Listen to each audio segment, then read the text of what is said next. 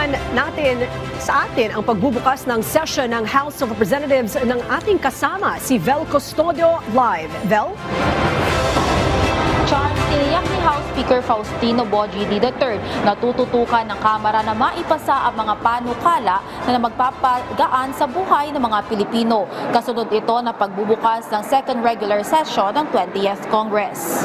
Ayon sa Speaker, bago bang tapos ang first regular session ay naipasa ng Kamara ang Kalinga Act, habang kabuang 163 na panukalang batas kabilang ang 26 LEDAC priority bills ang naaprubahan sa pamamagitan ng pagtutulungan ng mga mambabatas.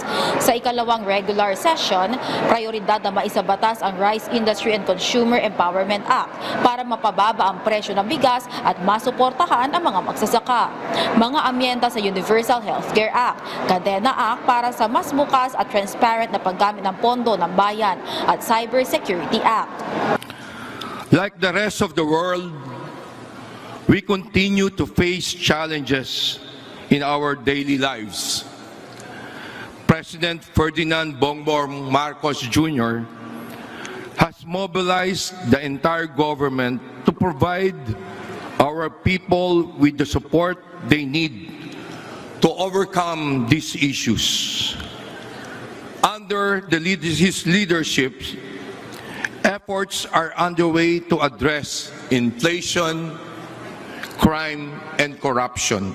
Nananawagan din ang House Speaker ng mas matibay na proteksyon laban sa online harm at fake news, kasabay ng panawagang pairalin ng katotohanan at responsableng paggamit ng social media.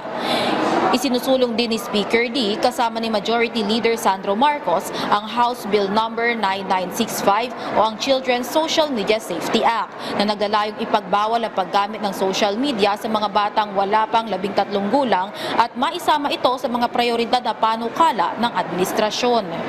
To complement these measures and to further protect our youth, I, together with Majority Leader Sandro Marcos and the rest of the members, filed House Bill number 9965 or the Children's Social Media Safety Act na nagbabawal sa mga menor de edad under 13 years old sa paggamit ng social media. Hiling po natin na maisama din ang panukala ito sa LEDAC priority bills para maipasa ito sa lalong madaling panahon. Samantala, nagpaunlak ng panayam sa media si House Speaker si Majority Leader Sandro Marcos. Pero wala raw munang spoiler sa mga tatalakayin sa talumpati ng Pangulo.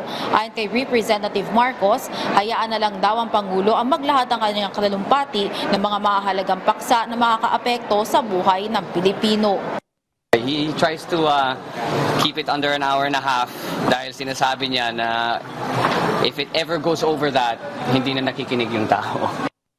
Charm, samantala kabilang naman sa mga inaasahan ng mga mambabatas na marinig sa SONA mamaya ng Pangulo ay ang mga panukala na makakaapekto o makakapag-paayos sa agrikultura, edukasyon, food security, infrastruktura at sa West Philippine Sea. Balik sa iyo, Charles.